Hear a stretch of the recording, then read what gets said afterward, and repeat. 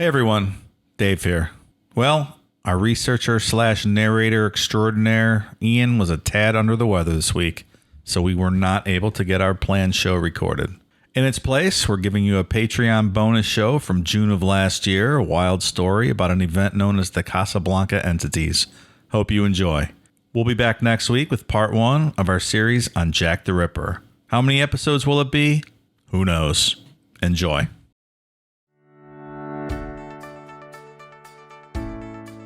Hi friends, your pal Dave here for an exciting new website from Mike at Necronomipod, clitsdon'texist.com.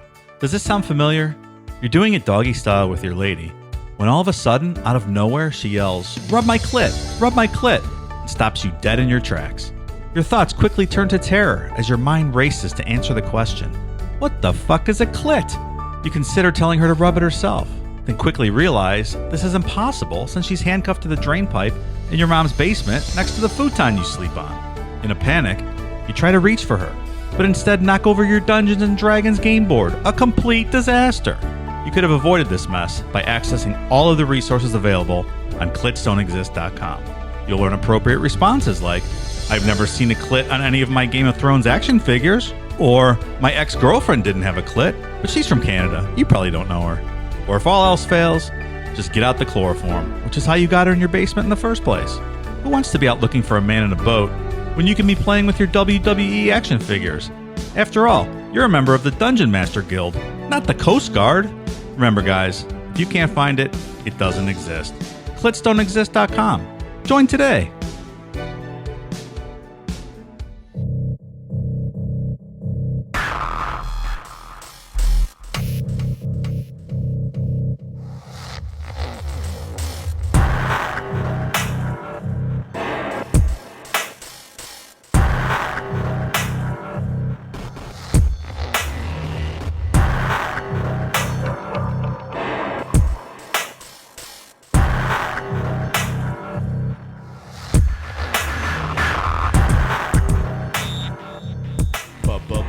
Bonus episode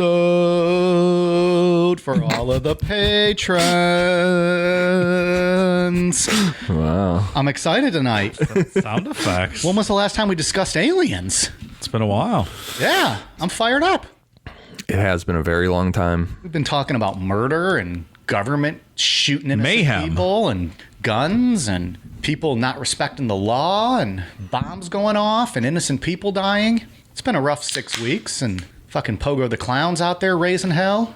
This is more of a fun story. This is back to Ian's roots. This is the reason why Ian wanted to start these podcasts, of the stories like this. This is a very wild one. I'd actually never heard of this before until Dave sent it to me. I love this one. This is so cool. Which is so interesting. Like, Dave, I wonder how you had heard of this and Ian had not. I don't know. I was just looking over our master list the other day, and I go, hey, I think I know that story. That's that fucking weird one. But Ian, it was on our list, so someone must have requested this one then. It's somebody down the line must have, yeah. It's wild. If you were out there and you requested to us the Casablanca Entities, well, I sure as shit hope you're a patron. Otherwise, you're missing a good Missing show. out. Yeah. It's such a special show. I busted out the Crown Royal tonight for it.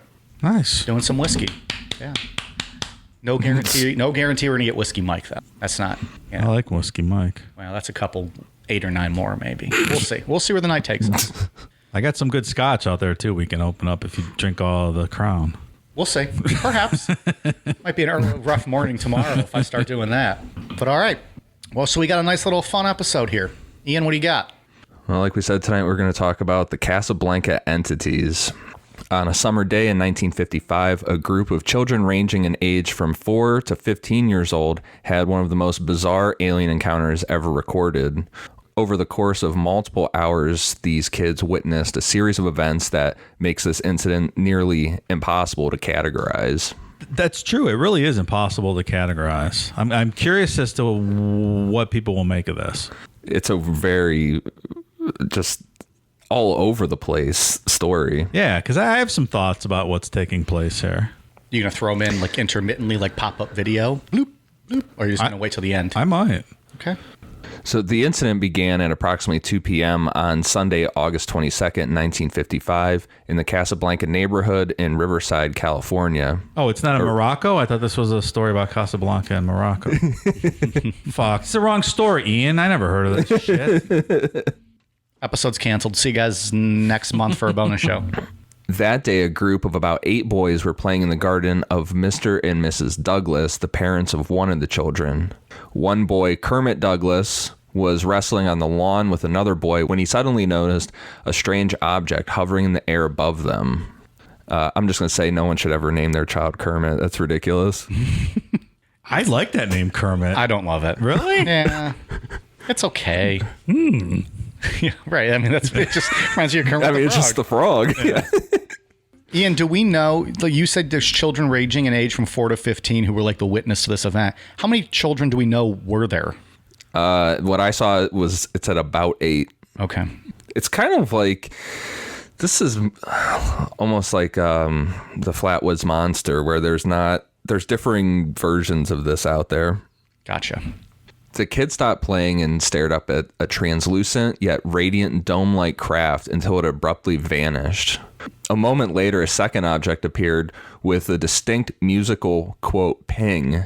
This resembled a disc hovering on its side, which at times seemed to be spinning. When it did so, the lines of light emanating from it seemed to be, quote, bent round the rotating craft.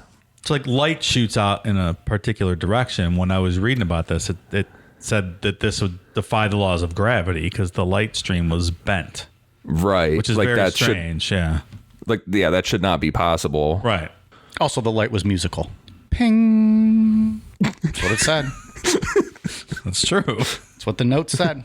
Within seconds, the whole group of children were staring at this, quote, semi-transparent objects, which were, quote, round like basketballs and consisted of various colors like red, blue, and orange, but mostly silver.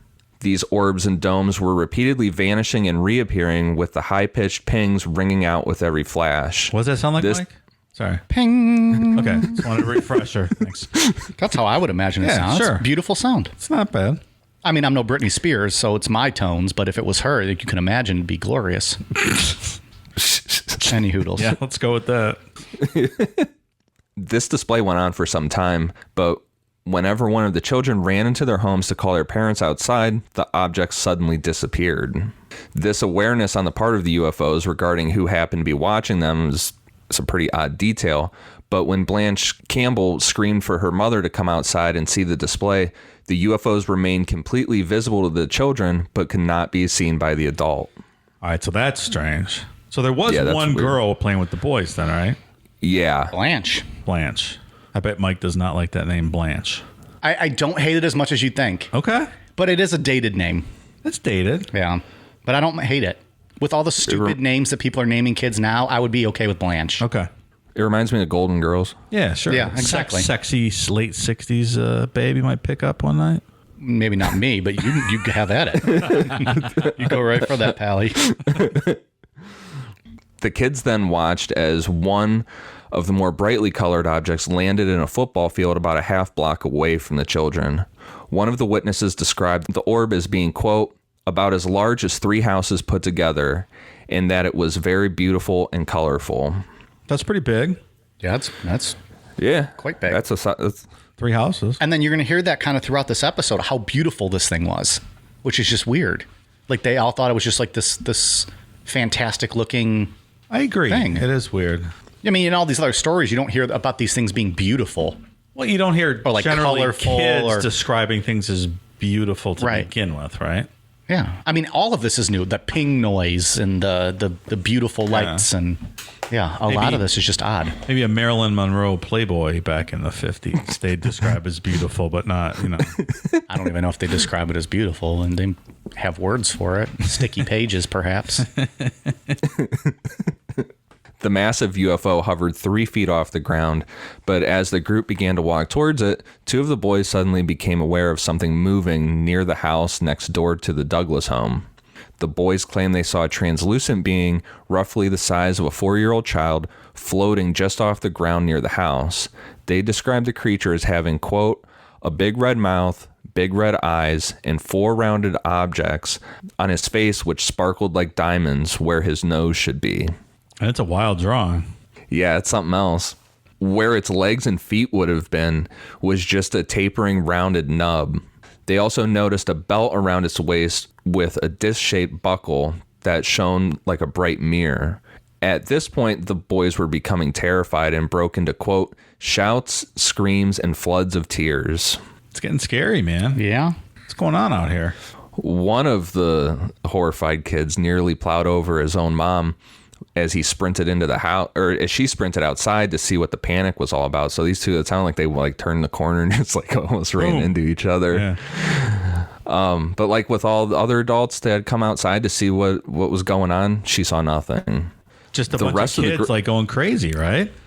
Yeah, like what the freaking the hell's fuck going on out. here?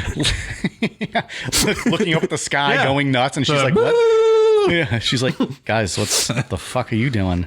You guys do shrooms? Smoking some drugs? The rest of the group who remained outside quickly left the hovering entity behind to get a better look at the object floating above the football field. As the kids arrived at the sprawling field, a 7-year-old boy began walking toward the object, saying it was the most beautiful thing he had ever seen. That's just weird. Again, it's not Marilyn Monroe's tits. Yeah. This is a spaceship. It's so beautiful. And that's kind of a thing we're going to get into here with these kids, or in the story, these kids seem like almost hypnotized by this thing. Hypnosis, Mike. Much right like, up your alley. Well, I have learned that I think hypnosis is real. I've had, people slide into my DMs after seeing pictures of me with this mustache, and they've seemed pretty hypnotized by it. Just saying. So I think I'm starting to turn the corner on it. You discovered the secret, huh? The secret of the moustache. It's not going to last long. I got to get back to my beard. This is fucking ridiculous. I look like a petter ass. I don't love it. He's sitting across and staring at it all for 2 weeks now. So as this kid is like staring at this thing and saying it's the most beautiful thing he'd ever seen, 2 of the older boys got concerned about him and tackled this kid because he seemed hypnotized and was just like walking closer and closer to this thing. He was like getting too close for comfort for them, so they tackled him. Good pals looking out for him. At that point, Marvin Sims claimed that the UFO began to descend from the sky, appearing and disappearing at a rapid pace, stating that they, quote, sort of spiraled down, and when they took off, they disappeared with a whirling motion. One landed on a nearby rooftop, while another apparently knocked a branch off a walnut tree. A third flew past with a long antenna, which, quote, which seemed to emit some kind of ray. When you try to picture the scene going on here, it's just chaos. Yeah. Like I'm picturing all these little kids running around. Sounds like Recess. It sounds with just kids yelling all over. There's one alien over here. Like the kid's hypnotized. They're tackling him so that he doesn't get in there. There's another one over here with an antenna over here. There's a fucking ghost-looking alien with 4 diamonds in the front of its face. Yeah. Meanwhile, look out. You're an old man looking out your window and you don't see the spaceship. Yeah, you're just right. like, what the fuck is happening? Why are they tackling that poor kid? At the same time, one of the boys was startled to see a disembodied child-sized silver arm motioning to him from midair about 20 feet away. The arm appeared to be clad in some sort of riveted armor or protective shielding. Although the report fails to mention whether or not the unnamed boy responded to the gesturing of this free-floating arm. Was the arm trying to point out how to find the clit or where the clit was? I know some people have trouble with that. Yeah, as soon as I heard that ad today, I'm like, as soon as I heard the Dungeons and Dragons part, I was like, yeah, that was geared towards me. I've heard that site already has 1,000 clicks since we started this 20 minutes ago. I gotta say, I enjoy writing those. I just crack myself up. Yeah, as soon as I heard D&D, I was like, yep. That was meant for me. That's Dungeons and Dragons, right? Is that what that is? Yeah. See, I'm so cool, I don't even know what that is. Yeah. I had to clarify. You're a member of the Dungeon Master Guild. 2,000 clicks. People are going, guys. They don't know. It's an incel fest on this website. We should this really morning. put, like, on the main page, just put like a picture of like a map. like just like lines all over it. Or just a picture of a clit, just like a big old clit looking you right in the face. Like I'm talking like female bodybuilder clit, like boom, right in your face. Magnified 1,000 times. Yeah, like with all the steroids and stuff. China's clit. Oh my goodness. She's China's clit. Hey, she's done the porn. It's there. Not shaming. She's a good-looking woman. Still, I'd be able to find that one. Mostly because it poked me in the eye. Oh boy. I'm not going to drink any more whiskey. Another boy told reporters that he saw a, quote, strange man in the field who was gripping two gun-like devices, which he temporarily paralyzed a pair of his friends. What the? You know what I picture? It's like a crazy Japanese game show or something going on the field with all these different groups of people doing their own thing. And what was that show? MXC? Most Extreme Elimination Challenge? Is that Remember what that show? Yeah. Yeah, it's like that, but like a team version where they're just tackling each other and jumping out of trees and fucking tasers and limbs. As if all this stuff wasn't weird enough, it was then that an opening appeared on the side of the massive craft and out floated one of the strangest creatures ever recorded in paranormal, cryptozoological, or in UFO lore. According to eyewitnesses, the thing that emerged from the huge orb was about 3.5 feet tall, with red eyes and a red mouth like the other hovering ghost-like entity. This one also had a rounded head and 4 diamond-like objects embedded in its face that resembled nostrils. But unlike the first creature, this one was solid and not translucent. Its most bizarre characteristics were its odd series of appendages consisting of 4 legs that ended in round nubs and 2 arms that split at the elbow to grow into 2 sets of forearms on each side with a hand attached to each. In total, the thing had 2 arms, 4 forearms, 4 hands, and 4 tentacle-like legs. This thing's fucking badass. Yeah, it's crazy looking. It's a creepy looking thing. Yeah, this was the one. This is the photo we used for the on the social medias. Yes. Right. And maybe soon you can see it on Dave's body. I think I'm going to get a tattoo of this thing. I love it. Where are you going to get it? I don't know. What about behind the elbow? Like right above on the tricep. That's not bad. That arm's open, right? Yeah, Your left most arm? of it. So what I was thinking, I've been considering maybe like starting a sleeve with just a collage of a lot of the stuff we've done, like Mothman, Mr. Muggs, Jim Jones' face with the sunglasses. Maybe not Jim Jones, but I'm more like the cryptozoology stuff. But what's that other one? Fantastic idea. What's the metal? The Flatwoods monster, stuff like that. Yeah, that would be. This cool. would be perfect for it. Yeah, but you got to get Men in Black. Yeah, absolutely. Ingrid Cole, all that kind of stuff. Well, the Smiling Man. Smiling Man. So I think a I'm gonna work on that. All right. So your left arm will be dedicated to that. Yeah, I think that's right. Okay. I'm gonna start with this one because it's fucking weird. One of the boys, Ronnie Strickland, claimed that the floating, multi-limbed entity, quote, spoke to him and told him to climb up into a nearby tree, whereupon it promised to pick him up in 15 minutes. He and another boy apparently climbed the tree in a trance-like state, and the children said that another UFO approached. I heard the alien said to the kid, "Here's looking at you, kid." He was laughing before you said anything. Ian was already giggling.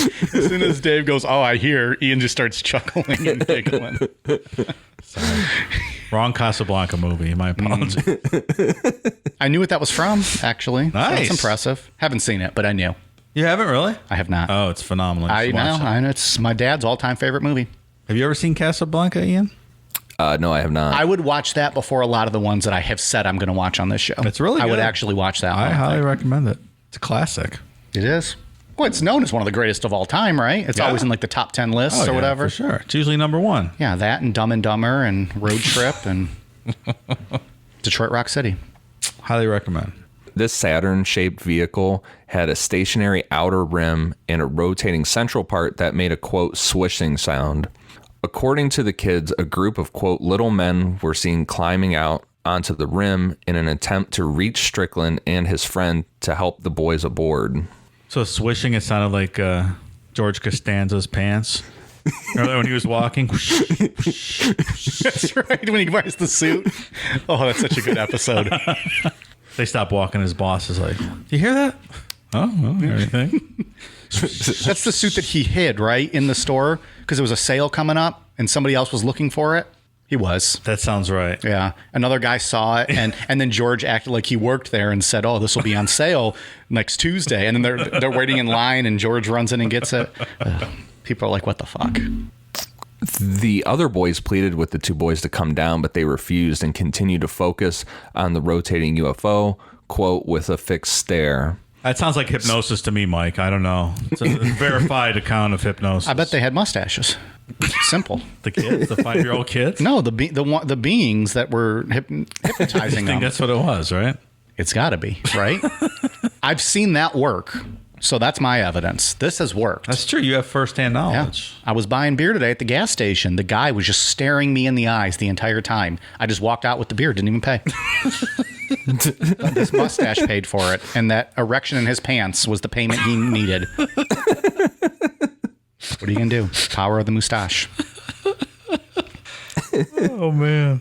Some of the kids ran for a nearby garden hose attached to one of their neighbors' houses. The hose reached the tree and they began to shoot their friends with the water in an attempt to bring them out of this trance. One of the boys snapped back into reality and climbed down the tree, but Ronnie Strickland remained in a daze and, quote, sort of slid off the branch he was on and apparently levitated onto a nearby rooftop. God damn. It's kind of like your college hose, Mike, right? In a daze and sliding off of your log. That's very much so. You must have read my memoirs. You should have told me you read them. I would have sent you a signed copy.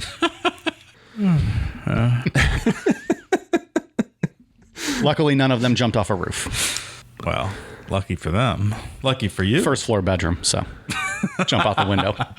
Still in a trance, Strickland proceeded to walk right off the edge of the roof. Blanche Campbell later claimed that she had watched in horror as Strickland had, quote, turned red before he jumped off the house. Jesus. Oh my gosh. So my What the question, fuck is happening? it's a madhouse. Did Blanche see him levitate to the roof is my question. And I didn't see that referenced anywhere. I don't know. All I saw was that he just levitated, like he Yeah. just floated from the tree to the roof. Yeah, I was looking for the eyewitness account of him levitating, other than like the little kids. But I guess she's a kid too, so it doesn't even matter. I don't even know what to say at this point. This is more so than any other story. We're how long into this? I have no fucking idea what's going on right now. It's crazy. This is insane. I know. For all I know, this is going to be a twist, and this is a serial killer episode where like all these kids got murdered, and we find them like in a ditch somewhere. What the fuck is happening? No one knows. Except he just did a fucking header off of this rooftop. I don't know how many stories it was. Yeah, because this boy landed on his head. So this is backyard wrestling.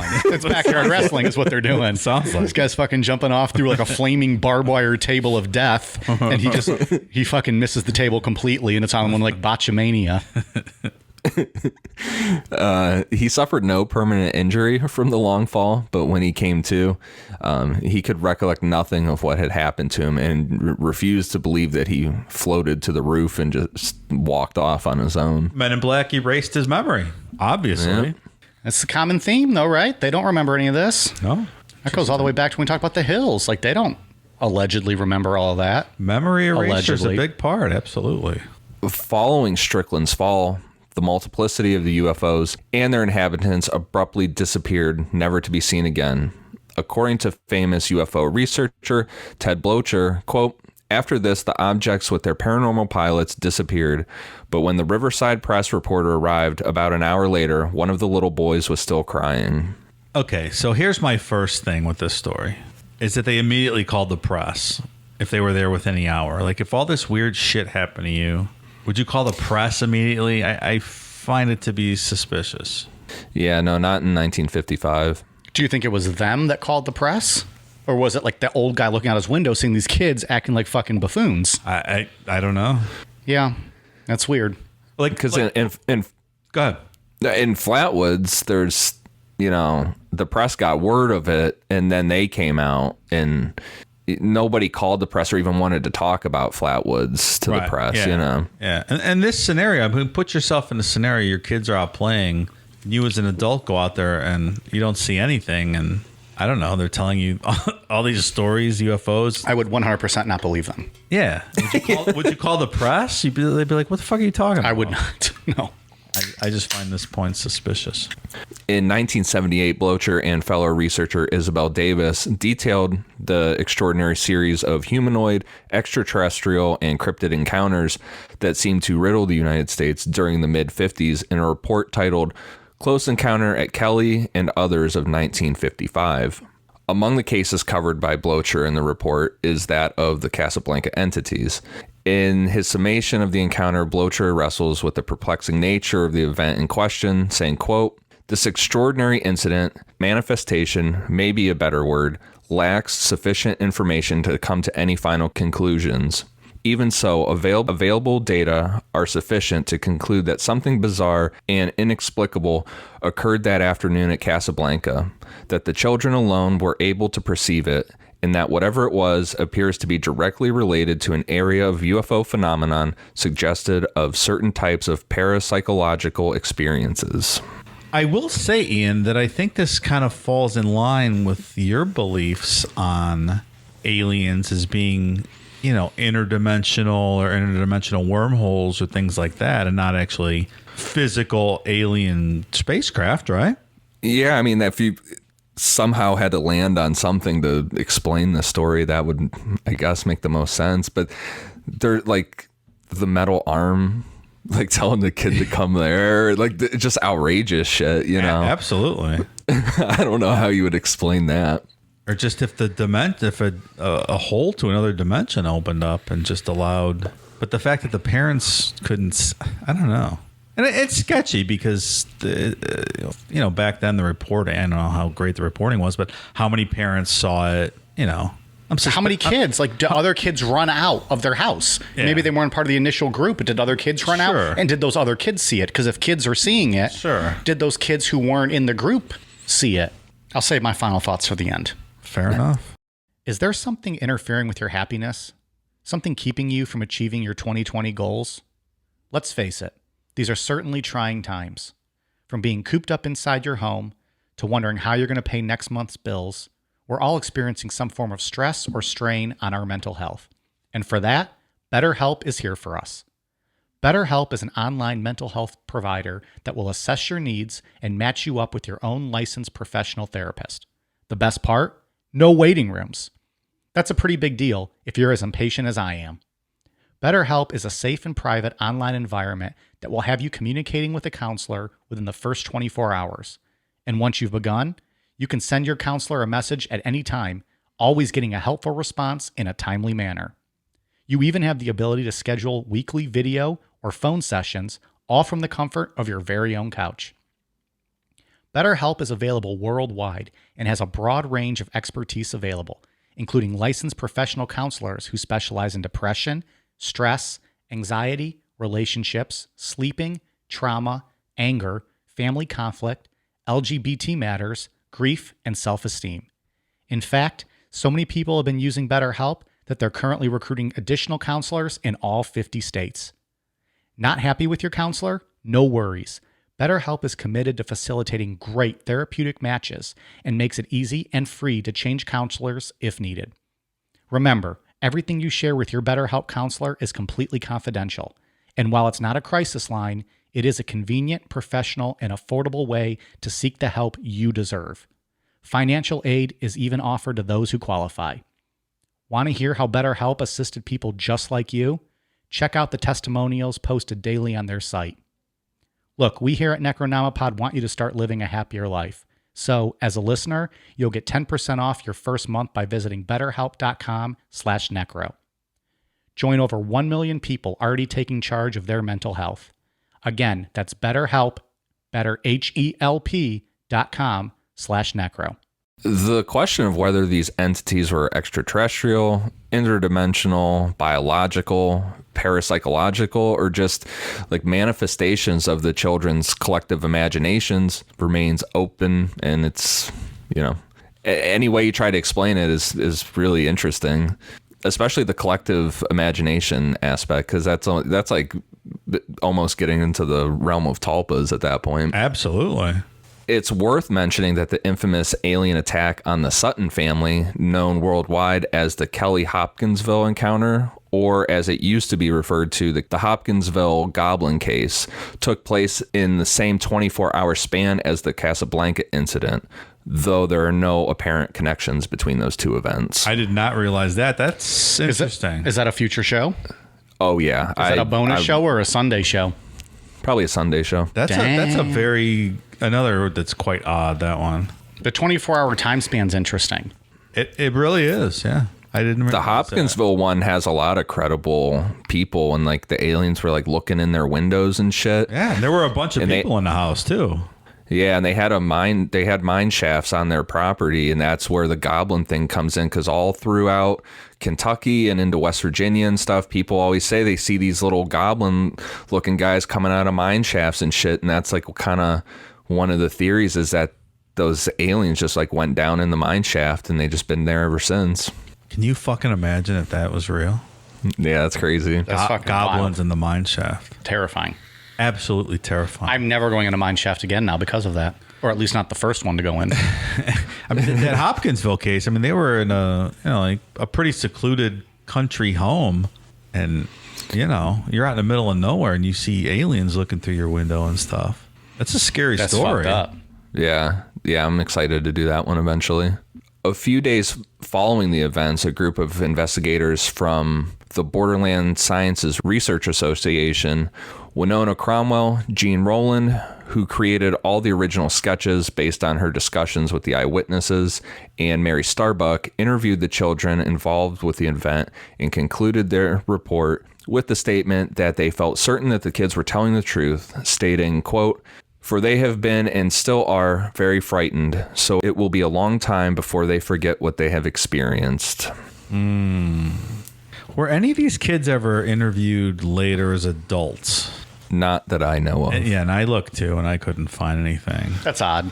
I think it's a little odd too, I do not believe this story. at all. I believe something. No. I believe something. No, I don't straight up just think it's something odd might have happened, or they saw something odd flying in the sky to spark it. But I do not believe a lot of what we recounted here today. No, I don't believe any of it. Really? You don't think even something odd happened in general? Like maybe No, they it's saw not. something flying in the sky that they had never seen before? No. No? As somebody who believes That's in odd. This is the first time 90% of this stuff. Yeah. I Wow. believe in all this shit, and especially the interdimensional stuff. And when I was reading this, I was like, as someone who believes in aliens and stuff and all this crazy shit, this like it insults my intelligence. This is just absolute nonsense. You think these 8 kids just got together and like we're gonna fuck up some people's days? Yeah. Really? You, think that's so? what it was? They were just some fucking trolls? I think so. Wow. Interesting. It would be fun though, just to come up with that, like, and just to put your stamp on Something on happening. history like Yeah. this would be fun. Like if all these kids went to their grave just like laughing, like Yeah. fucking idiots. Like you and Ian do, like the clit story and all that. Like, oh yeah, we saw it, man. We've been there. Makes a girl feel great. Ha ha ha. Yeah, I get it. Pulling the wool over my eyes, motherfuckers. I'm on the fence Yeah. about this one. I don't think know. something happened and it sparked their imagination and they took off with it. Maybe they saw like a fucking blimp or like a plane that they didn't recognize or something. I don't know. Maybe someone out there had a drone back then that we didn't even know fucking existed. That's my thought. I don't know. But I also just think it's hard for 8 kids to keep a secret like that. Like, how are they all going to stay on the same page? for the rest of their lives. Yeah, right. If you never hear it from them again, one person would crack, right? Or yeah, it's also weird though that none of them said anything after like a certain age too. Like that almost makes me lean towards Ian's theory. I don't know. I just Like, they think the just wanna- story pulls Go ahead. it pulls from so many different like aspects of sci-fi literature and anything else going on in the 50s, minus the thing with the forearms and the diamonds in the its face picture is a creepy. detail. It's a creepy motherfucker. But like the robotic arm and the guy with like the astronaut thing holding the 2 guns, like this is like a mashup of sci-fi stuff. I think that's a valid point. So here's where I land on this. like I think there's been numeral historical sort of shared Numeral historical. numerous. It's not often Dave misspeaks, Sorry. so I had to call him out because he always speaks very numerous well. historical occurrences of like shared delusions and mass hysteria type stuff that just feeds in a group setting, and I think that maybe this is what that is. Like I wrote it down because I was looking. But you shouldn't at it feed earlier. tulpas, Dave. You don't feed tulpas. Rule number one. Like, have you Ian heard- has that tattooed literally on his lower back.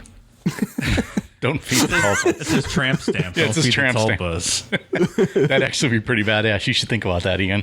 When I get my tattoo for the 500th episode, I want you to get a "Don't feed the tulpas" on your lower back. Like, have you guys ever heard of the dancing plague of 1518 in Strasbourg? Yeah, I have. Yeah. Like, Of course, I have not. where those, like, the whole town just started dancing just for days or weeks, or just like a strange mass hysteria thing that's unexplainable.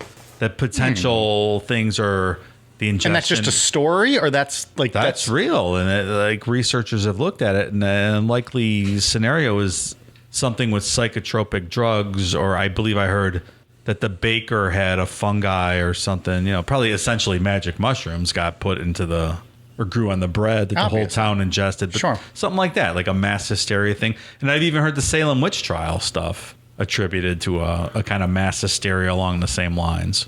But I realized like they're along to like a kids. psychotropic drug, or like so we're thinking like the kids got drugs somehow. Possibly. Maybe they were that's fucking interesting. around and ate something. They ate mushrooms. I mean, that seems likely to me as magic. That would seem This sounds like mushrooms to me. That would seem the most likely. Sure, Yeah, I this guess. sounds like they took but shrooms. then why are some of them going in and out of it? Like, would that make sense for because they weren't all on the same page. Like, they weren't all being hypnotized. They weren't all walking towards it. Well, they were all in different areas of the yard, it seems like. This kid, I'm sure he didn't levitate. He probably climbed up a fucking drain pipe and took a header. That's not what Blanche. That's not what Blanche said. She didn't see him levitate. She saw him take a header off the roof. I attribute this to some He was sort backyard of... wrestling. Final answer. I think these kids ate shrooms. All right. Or shrooms grew on the yeast. Something that the mom... That is lunch or something. That is something. a logical answer to an illogical situation. This is psychotropic, drug-induced mass hysteria. That's final answer. See you next week. I like the throwback to the dancing plague. I think that's on the list actually. Like that's I want to crazy. cover that. Like the whole town is just insane. Well, People were like dehydrated and like dropping off because they just wouldn't stop They dancing. won't stop dancing. They're falling on the somebody ground. probably played ABBA Dancing Queen and they just couldn't help themselves. Like, you're just not going to not dance to that. And the Salem witch trials too. They're like a mass hysteria, and eventually, it just That's a stopped. creepy event, I mean, too. after they hung all these innocent women. Yeah, right. Yeah, burned them all at the stake. Yeah. What's that meme going around right now? The only people that should be burned at the stake are people who like pineapple on their pizza. Those are the fucking witches of this world. I don't disagree. Fuck out of here with that nonsense. But that's what I see happening in this case. All right. I actually stole this from Molly today. Listener Molly, who posted this on the Discord. So I'm going to throw it out at you guys. So thank you, Molly, for this question. And you guys might have to think about this one. I don't expect like a top 3 or anything like that, but just a conversation. Who are your most hated people in movies or cinematic features? Like the most hated characters, the villains. Like I know, characters, not actors. right? Characters. Like in TV, like in Breaking Bad, you guys both hate that one guy, Todd. Todd, yeah. Yeah. Oh, But like yeah. talking movies, who do you hate? Who do you despise? I know I'm throwing one at you, Ian. You might have to edit this a little Get bit. my other- Most hated see, I need time people to in think about movies. this. Well, but it doesn't have to be your top list, Dave. You can just throw out randomly people that you'd like dislike. Who do I dislike? And I'm struggling to think too as I'm going through it. Like it's tough. Fuck, I don't know. Like think about your favorite movies. Is there like a bad guy in it? Is there a villain? Is there someone that you despise? I generally like the bad guys, so that's... So do I. But it could be a good guy that you hate. They just make better characters. Like, obviously, Ferris Bueller can go fuck off. He's a terrible person and a terrible character. Just go to school, you piece of shit. Just saying. Guy hates Ferris Bueller. Fuck him. Is there good people you hate? Douchebags you hate? Like, who's the bad guy or the douchebag in like Back to the Future? Biff. Biff. Like, Biff. maybe do you hate Biff? Like, maybe it's Biff. I don't love him. I'm just saying. Maybe it's the guy who rips your heart out in Indiana Jones. Fucking. Was it Temple of Doom? Maybe you hate him. I don't hate that guy. I don't know. Just saying. It's a sweet move. It is a sweet move. The old. Actually, that's an underrated move in pro wrestling. The heart punch. Oh, that's a great finishing move. Fuck you up. Heart punch. Oh, hell yeah. Oh, did I stump you guys with this All right, question? Here I got one. You can even go TV. Go TV if you want. In Kill Bill, Daryl Hannah. Okay. There you go. We got one. We got one from Dave. You can even go TV. It's a tough one, man. Yeah. Yeah, that was my first one. I was going to say Todd from Breaking Bad because I've never felt that's the so. word. I know you guys, and that you guys were part of the inspiration when I saw that because I was like, well, I know who Dave and Ian hate. I didn't hate him as much as you guys did. I didn't like him, obviously, but I almost hated his wife more than anybody on that show. And I feel like that's universal. She's not well liked. What's her name in the show? Skylar. I hated her more. I don't know. I tend to lean towards like in Game of Thrones, Cersei was the absolute best. Like I wanted her to come out on top at the end of that. Okay, show. but did you hate anyone on that Game of Thrones? Did you hate anyone on Downton Abbey, Dave? I do love Downton Abbey. You want to do a little sidebar in Downton Abbey? I mean, I don't watch it, but you can pontificate for a few minutes. It's one of my favorite shows. Coming soon, the Cool Down Media. Dave breaks down every episode of Downton Abbey. I wouldn't mind it. He has a spot of tea, some biscuits, and he'll watch it and talk. No, everyone was quite delightful on this show, quite frankly. Okay. I hated Cersei in Game of Thrones. Oh, she's the best. Here we go. Have at it, boys. Go. But bad guys, I love Jamie. Oh, yeah. Jamie was great. Who's the hot blonde? Daenerys. Oh. Jamie was Cersei's brother. Is this show just all women? Oh. No, Jamie's her like brother. Jamie's her brother that fucked her and gave her all the kids. Sorry. Was he one of the penises that you see in season 1? Probably. I don't remember. Well, probably. I like how Ian's like, well, no, I don't remember. The penis talk on Game of Thrones is very overblown. People said it was It's not a penis all of fest. season 1 was penis. I don't think that's accurate. It doesn't stick out in my mind. That's as what she said. Yeah. All right, so I stumped you guys. We can't think of villains. Maybe we'll revisit this. Yeah, this is brutal. We'll revisit this next week on the bonus show.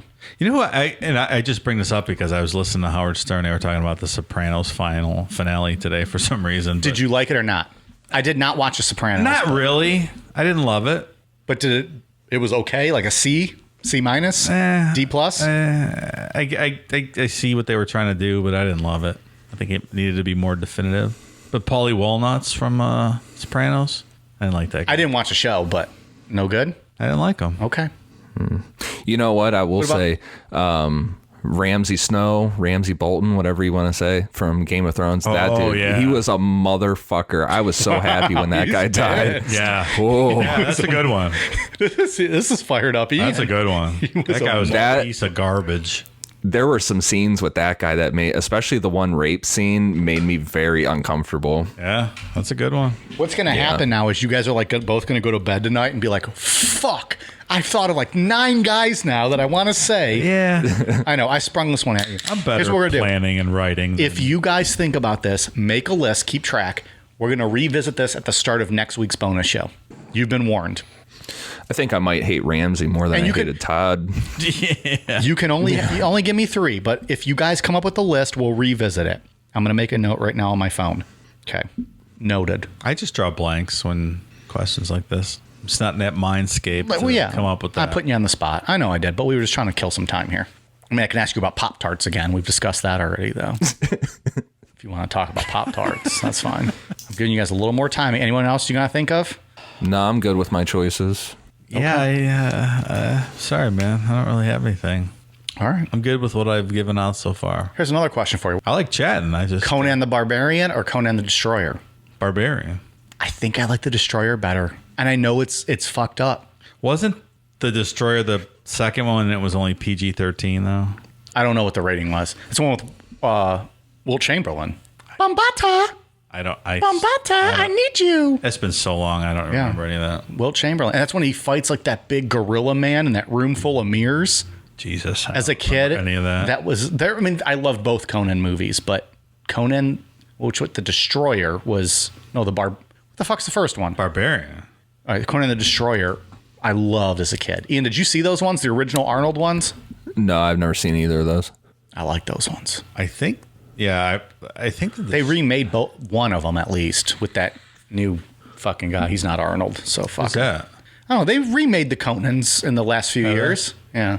Yeah, dude. The second one's PG. Fuck that. What do you need in like an action movie? I don't need titties. I need killing, man. There's a lot of killing in it. He fucking throws his sword through people's hearts. Conan the Barbarian was a hard R movie with lots of fucking slaughter. Because they fucking cut his dad's head off right in front of him as a kid. That's what I'm saying. The Destroyer was terrifying. a PG movie. I don't like PG movies. I don't know. You watch that movie and tell me this day and age it would be PG. It would not. It would not be a PG in 2020. It was before PG-13, so it was only PG. What's the first PG-13 movie? Do you know this one? I've heard it before. I'm trying to think. Can you give me the year? Like I'm gonna fucking know it. I'm not. 84, I believe it is. Oh. Ian? I do not know. Hold on. I don't know. What was it? Red Dawn, I would not have guessed that. Patrick Swayze, Charlie Sheen, C. Thomas Howell. All-star cast. I think it was 84. That's my best guess. I'm going to look it up, though, now while you come up with the next question to ask us. I'm trying to think of another fucking question. Ian, you got a question? 1984. How about that, huh? Boom. If every night you were going to drink, you had to start the night with a shot, Okay. what would the shot be? And on the other hand, what's one shot you would eliminate from our planet and it would never be around again? I can answer that pretty easy. Go ahead. I would start with Fireball and get rid of vodka forever. That is so you get rid of the entire liquor of vodka. Yeah, it's disgusting. Oh, you'd have some white girls pissed off at you. They couldn't get their vodka tonics. I would absolutely flip that upside down and do a shot of vodka and get rid of Fireball because it's absolutely disgusting. I agree with Dave. I'd get rid of Fireball in a heartbeat. Awful. My favorite shot of all time, we used to do these in college, kamikazes. Greatest shot of all time. Okay. It's also what Ric Flair used to drink all the time. So, you know. I also don't do shots hardly ever. Yeah. I don't love doing So I gave up shots as of New Year's Eve this past year. Had a bad night. Homeboy had a bad night. And we'll just leave it at that. We'll leave it at that. I remember our text conversation. Oh, really? Because I don't.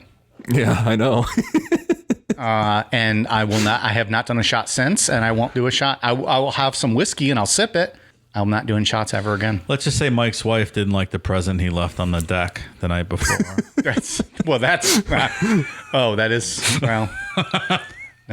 Okay. I was thinking you were just making a ridiculous joke, and then I remembered you were not making a ridiculous joke. That was a very fair joke, but we're not going to get into that, and we're going to move on. Mike doesn't do shots. If I ever see you at a live show or we're hanging out at a bar, you want to buy me something, buy me a beer. Do not buy me a shot. I don't like doing shots either. No, I don't. I mean, I like doing them. I don't like how I feel immediately after doing them. I like to sip whiskey. Sure. I don't like if you give me Crown stuff. Royal, I'm not going to shoot it. I'm going to sip it. Yeah. If you give me Jack Daniels, if you give me, Scotch, whatever. Yeah, like shooting Jack Daniels is awful. Sip it. Yeah. Yeah. Absolutely. Tito's is an okay shot. Yeah, I don't mind doing shots of vodka. Yeah. I'm not going to do it. Don't buy that for me anymore, but that would be an okay. Vodka's the easiest thing to shoot, I think. Because whatever you chase it with, if you chase it, it's going to taste just like whatever you chase it with. I agree with that. It's easy to, just to coat. What were you going to say, Ian? I'm sorry. I think I cut you off. I like Jaeger bombs a lot. Oh. I'll do those all night long. Oh, man. Yeah, for someone like you who can drink Red Bull till 3 a.m. and then, you're just like awake. Maybe you take an hour nap and then you just keep going with your day. My heart's like... Fucking Jaeger bombs. Jesus. Jaeger bombs. That's the perfect drinking night for me is like 5 or 6 Jaeger bombs and then a bunch of beer. Oh, I did used to do a lot of Jaeger bombs with our college. We did that all the time. Yeah, with our friend that what the fuck? I'm blanking out tonight on my language. On our mutual friend that is a big Jaeger bomb guy. That's right. Yeah, in our neighborhood. Yeah, I used to do them all the time. Our mutual friend has those fancy glasses that has the shot glass like inside the cup. Yeah. I like how we say mutual friend, like we cannot ever speak of this name. Our mutual friend. I have not done a Jaeger bomb since I think college. For a while, the smell of Jaeger or the taste of Red Bull would make me nauseous. Yeah, I don't love the Red Bull part of I went to Jaeger spring bomb. break one time. People are probably like, what the fuck are these guys talking about? This is the stuff they love. It's fun. Well, let us know if you love this shit. Maybe we'll just do a bonus show of us just shooting the shit one time. Like literally just us sitting around drinking and talking. If you like this, let us know. If not, we'll keep going topics. I went on spring break, Panama City. I was still only 20, so I couldn't legally drink, obviously. That was the week I smoked a pack of Camel Lights. It's the only time in my life I smoked. And I felt so badass because smoking, I don't care what they say, smoking is cool.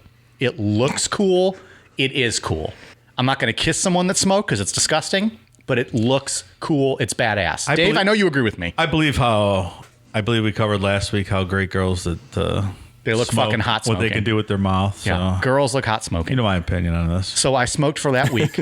I probably looked like a dipshit. Like didn't know what the fuck I was doing, but it was a pack of Camel Lights. I went and bought it myself. Felt like a real man. You're like, 20 years old. Pack of Camel. Yeah, right. and a pack of Magnums. Smoked that. We would do power hours before we went out to the clubs because that was in college. We literally started every night with a power hour before we went out drinking. That was our pregame, was a power hour. So we do a power hour of Miller Lite. We go to the clubs, and my friends, my buddies that I went with who were of age, would drink Red Bulls all night. Like, or not Red Bulls, Jaeger bombs. That's what they liked to like. They would make a drink and sip on it even. Sure. So that what they would do is they would do that and get Miller Lights, empty their Red Bulls into their Jaeger bombs, and then pour the Miller Lite into a Red Bull can for me. And I would just be drinking Miller Lights out of Red Bull cans. Not the greatest taste in the world. Miller Lite and Red Bull mixed in a can. And Camel Lights. And Camel Lights all over my breath. And back then, I think you were just smoking in clubs. I don't know, whatever. Maybe not, but we were down like in Panama, at Club La Vila, which is like the biggest nightclub in, I think, in North America or the United States. Yeah, it's the big one down there in Panama City. So we were like partying there and all over the place, and old 20-year-old Mike smoking his cigs and getting drunk on Miller and feeling like a man for the first time ever. Pack of Magnums in my pocket just in case. Just in case. Never used them. Threw them away. Drove that 20 hours home. Like 8 hours home, but still. Oh, I could go for a fucking Camel Light right about now. So, or Camel Blue. They're called Camel Blue now. Is that what they're called? Yeah. Oh, so that's my fun story. Most delicious cigarette ever made. Camel Lights are fantastic. Like, I don't know why you wouldn't smoke Camel Lights. I don't either. Is that what you smoke? I didn't know this. Absolutely. They're fucking delicious. I used to smoke Camel filters way back in the old days, but Well, a real man would smoke non-filtered. well, Some Lucky Strike. cough up your lungs. Drink some or smoke some Lucky Strikes. That's what all the old World War II vets used to come in and buy when I worked at a convenient store. Yeah, sure. Back in my hometown, they would come in and get those Lucky Strikes, and all right, Pally. It's like $4 back then. Now it's probably about 8 or 9. Cigarettes were 85 cents when I started smoking. When I was Damn. that one time I bought them, and then when I was selling them at the convenience store for like a pack of Marlboro Lights or a pack of Camel Lights, it was $4.23 with tax. Wow. Now it's probably double that. Yeah, Camels now are like $7.75. Oh my God. Can you imagine the people listening to us that smoke that like are at work are probably like, I need a fucking cigarette so bad right now. I am so glad I don't smoke anymore, but I really miss it sometimes. You crave it all the time. All the time. Never goes away. I believe you're an addict, Dave. Never goes away. I love And then me and you just start bumming them off people at parties and end up plowing through other people's cigarettes. When did you guys do that? I was for a while. I haven't done that in a long time. Why don't we just buy a pack and you guys just hold on to it and use it when you want? And I think we did that a couple times, maybe. Yeah. One time I remember driving you to the store and we did that. But there was a friend of ours that we would just be like, hey, give us a cigarette. And we can just plow through all his cigarettes. It's been probably at least a year since I've done that. Smart, Dave. That's good for your lungs. Yeah. It's going to add 20 years to your life. I hope so. Maybe that alcohol will take away Gotta about keep 10. this fucking show going. Yeah, well. Yeah. I don't love this cough I'm getting from this vape. I don't think it's any better for me since I chain smoke it 24 hours a day, but It's not good, man. yeah. Okay. Well, that was a fun bonus show. I hope people like that. I enjoy this story. It's neat. I It's wonder a if any of wild these story. kids are still alive, though. Like, this is a cool interview. Like, Probably not, because also at this time they were still smoking cigarettes. The 4-year-old was like, look at that thing over there. Like, Like if we could get an interview with one of these people, I'd like to jump in on the interview for this. I think you that should would just be do the sweet. whole interview, Dave. Yeah, it's wild.